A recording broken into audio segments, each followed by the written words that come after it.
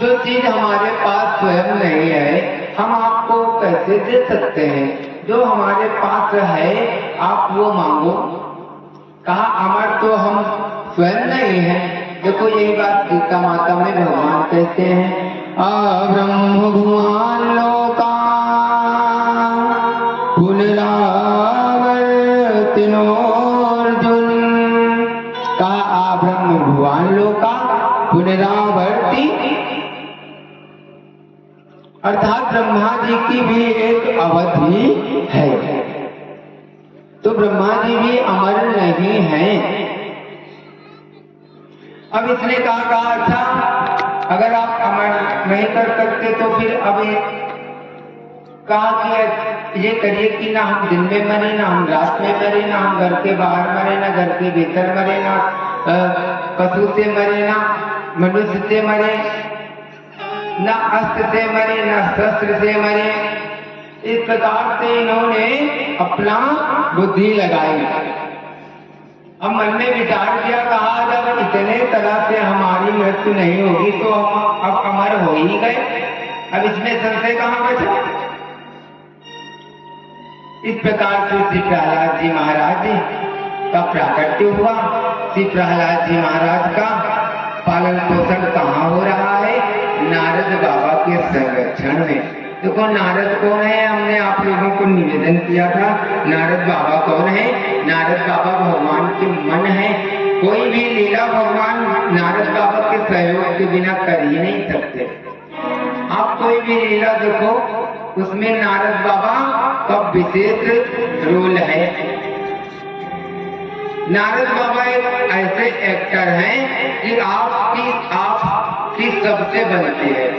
आपका उतने सम्मान राक्षस भी करते हैं, उतने सम्मान देवता भी करते हैं। वैसे तो देवता लोगों में और राक्षस लोगों में 36 का आंकड़ा आप सब लोग जानते हैं।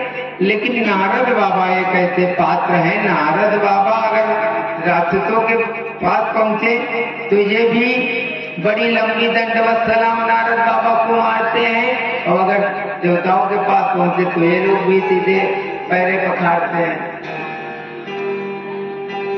कहा नारद, अर्थात जिसकी कोई बात कभी रद्द ना हो, वो कौन है?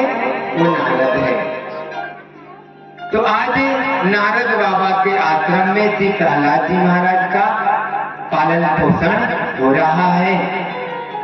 तो नारद बाबा के तो आश्रम में हर समय कोई भगवत चर्चा, भगवत नाम आप सब लोग जानते हैं। देखो अभिमन्यु जी महाराज ने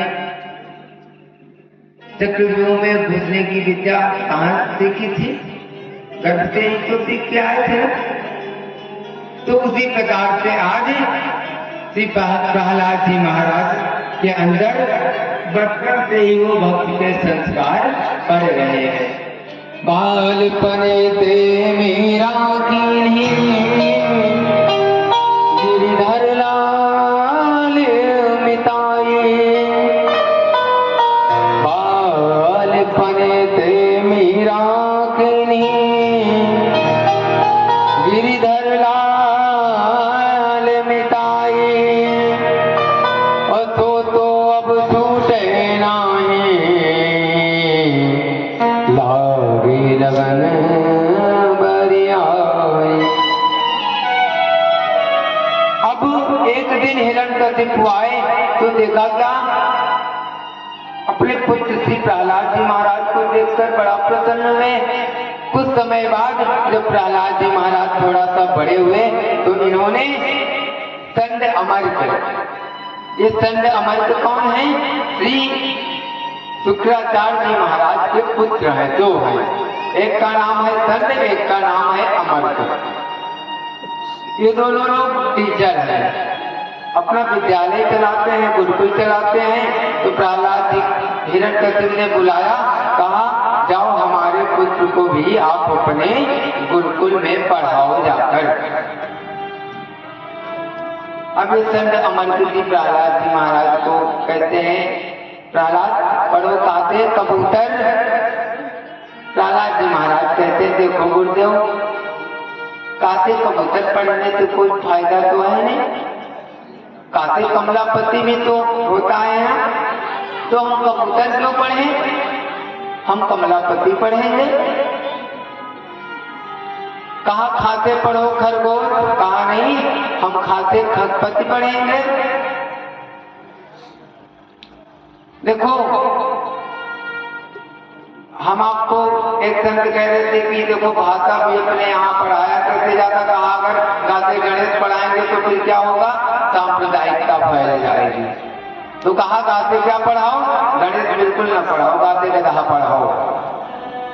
गाते गधा पढ़ाओ वो सही है, लेकिन गाते गणेश बिल्कुल नहीं पढ़ाओ, है ना। तो देखो हम आपकी शिक्षा पद्धति पर कैसा प्रभाव हुआ।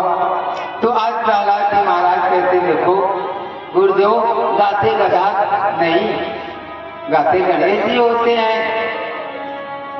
अब ये जो संत अमर कहें, कहा तुम हमसे बड़े ज्ञानी हो, हम जो पढ़ाते तुमको वो पढ़ना चाहिए कि अगर तुम इतने ज्ञानी थे तो घर में रहते, यहाँ पढ़ने के लिए क्यों आए। प्रहलाद जी महाराज कहते देखो गुरुदेव वो तो पिताजी ने हमको भेज दिया जबरदस्ती, नहीं तो ये पढ़ना लिखना तो हमारी समझ से दूर है। ओ गुरु मोही पढ़ावत आल जाले, ओ मेरी पटिया पे लिख दे गोपाल। ओ बाबा मैं तो न छोड़ू राम नाम, मेरो पढ़न लिखन ते कौन काम। आए गुरुदेव देखो ये आप हाल जाल हमको ना पढ़ाओ, आप हमको क्या पढ़ाओ, आप हमको भगवान का नाम पढ़ाओ, भगवान की कथा पढ़ाओ, और बाकी इसको पढ़ने से कुछ फायदा होने वाला है भी नहीं। और देखो वास्तविक विद्या क्या है, सा विद्या विमुक्तये, विमुच्यये विद्या क्या है, जो हम आपको मुक्त कर दे। वास्तविक विद्या वही है। देखो संत लोग ऐसा हमारे यहाँ कहा गया है ना, लेकिन आजकल की विद्या देखो, आज की विद्या का मेन उद्देश्य क्या है, क्यों नौकरी। आप सब लोग स्वयं विचार करो, अगर आपकी सरकारी नौकरी है तो फिर आप पढ़े लिखे माने जाओगे, अगर नौकरी नहीं लगी तो फिर इसका मतलब फिर नहीं, आपने पढ़ने में आपके पास ज्ञान नहीं। अगर ज्ञान होता तो आप भी कहीं बढ़िया 50,000-80,000 रुपया छाप रहे होते।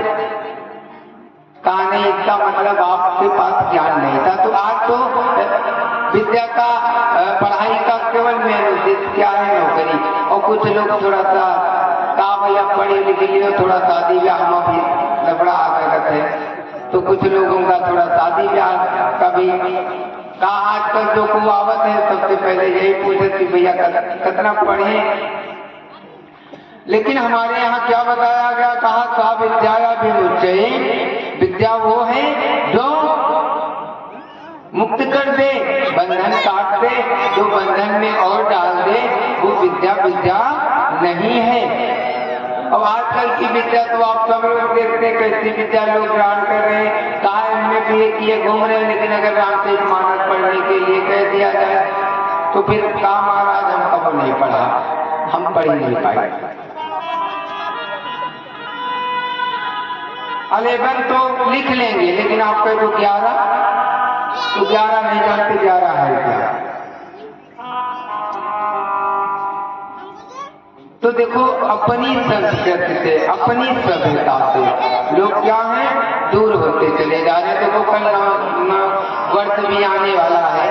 अच्छा आप लोग स्वयं बताओ, कुछ लोग तो बिल्कुल पगला जाएंगे आज की रात, खूब बढ़िया डीजे बजा के कपड़े फाड़ के डांस करते हैं पूरी रात। अच्छा बताओ आप नववर्ष हम आप ये जो मनाते हैं, आप खुद विचार करो, आज तो घाम निकल आया, नहीं जिस समय ऐसा मौसम था कि कुछ लोग तो ऐसे होंगे हफ्ता हफ्ता का महाराज इतना ठंडी कहाँ पड़ रही ना, तो बहुत जने ऐसे कहो हफ्ता खान भी जाए नहाबो न भय हुआ है ना। तो खुद शरीर नवा नहीं की है, मना रहे नवा साल, कपड़ों नहीं पहने, जो नहाए नहीं गए, तो कपड़ा कहाँ पहनी है दूसरा, और मना रहे का नवा साल, ऐसा बताओ कुछ नवा है? आप देखें जितने पत्ता हैं धीरे धीरे पुराने होके पेड़ के वो भी झड़ रहे हैं। तुलसी माता का वृक्ष आप देखो पाला वाला के कारण अभी समय बिल्कुल लगभग एक एक पत्ती झड़ रही है।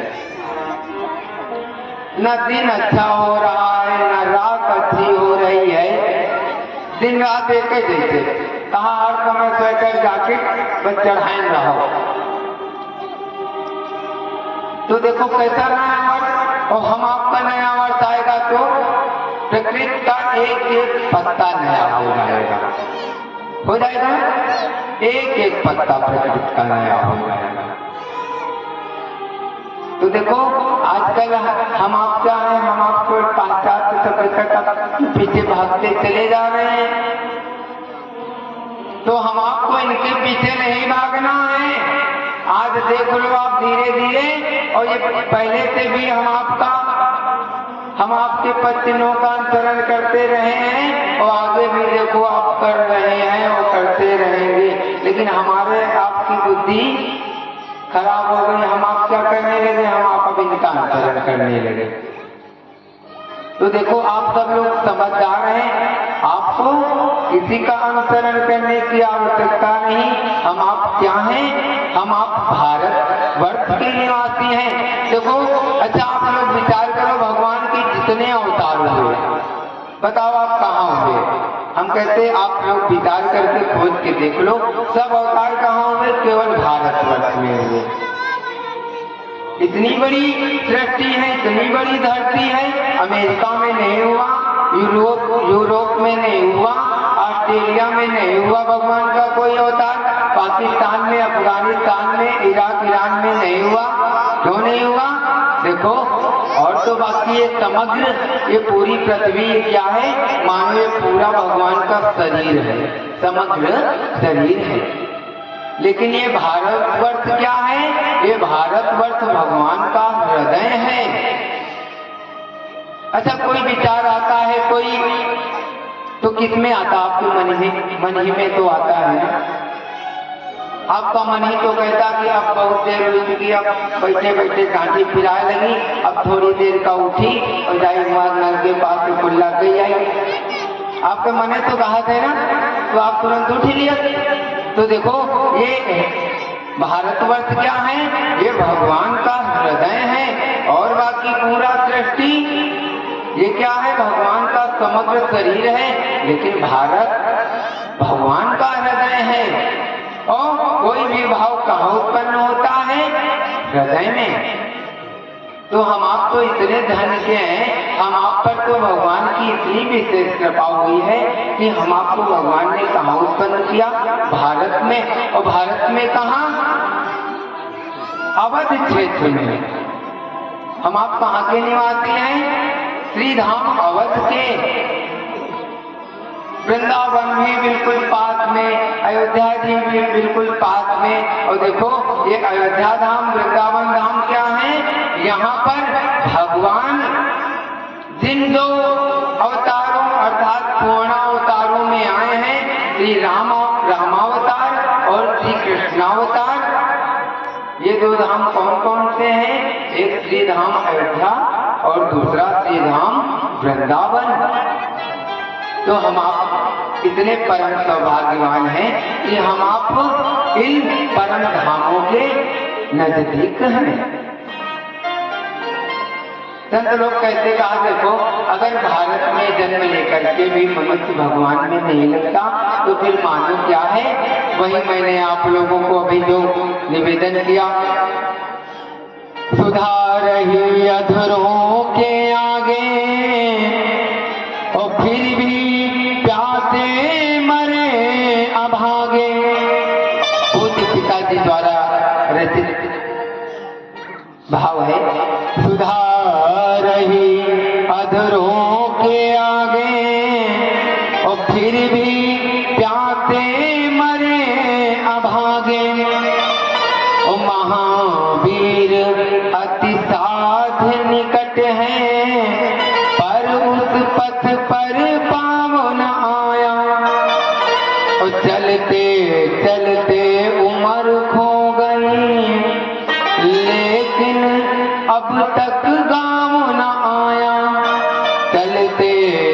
पढ़ते उम्र खो गई, लेकिन अब तक काम न आया। तो श्री प्रहलाद जी महाराज कहते हैं गुरुदेव हमको आपका ये पाठ नहीं पढ़ना। और देखो संत लोग भी क्या कहते हैं, नेवलदास साहब हुए हैं, वो पढ़ब लिखब तो तब ही लगी, और जब लग सरे नाम, और दास नेवल तहाँ जहाँ रवि उदय, तो कौन दिया को काम। नेवलदास साहब कहते कहा देखो ये लिखाई पढ़ाई भैया कब तक है, जब तक आप राम नाम नहीं जपते। अगर आप राम नाम जपने लग जाओगे ना तो जितनी संसार की लिखाई पढ़ाई विद्या है वो आपके पास स्वयं आ जाएगी, क्योंकि भगवान स्वयं कृपा कर देंगे, तो फिर आपको वो शाश्वत विद्या प्राप्त हो जाएगी। अब सब लोग जानते हो अर्जुन जी को भगवान ने दिव्य दृष्टि प्रदान की ना, और दिव्य ज्ञान भी दिया, तो फिर भगवान अपने भक्त के ऊपर कृपा करके उसको दिव्य ज्ञान दे देंगे।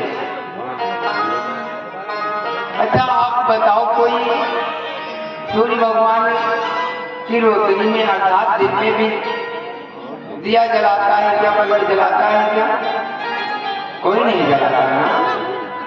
तो संत लोग कहते हैं राम नाम महाराज क्या है, ये मानो साक्षात सूर्य भगवान है, और ये संसार की पढ़ाई लिखाई क्या है, ये मानो दिया है। तो जब साक्षात सूर्य होगा तो फिर दिया का कोई महत्व ही नहीं है। देखो सूर साहब, कबीर साहब, मीरा साहब, कोई पढ़ाई लिखाई नहीं, लेकिन आज भी देखो इनके लिखे ग्रंथों पर लोग पीएचडी कर रहे हैं। तो शाश्वत ज्ञान, वो दिव्य ज्ञान भगवत कृपा से इनको प्राप्त हो गया। अब एक दिन हिरण्यकशिप आए, हिरण्यकशिप ने प्रहलाद जी महाराज से पूछा, कहा प्रहलाद तुमने अब तक क्या पढ़ा?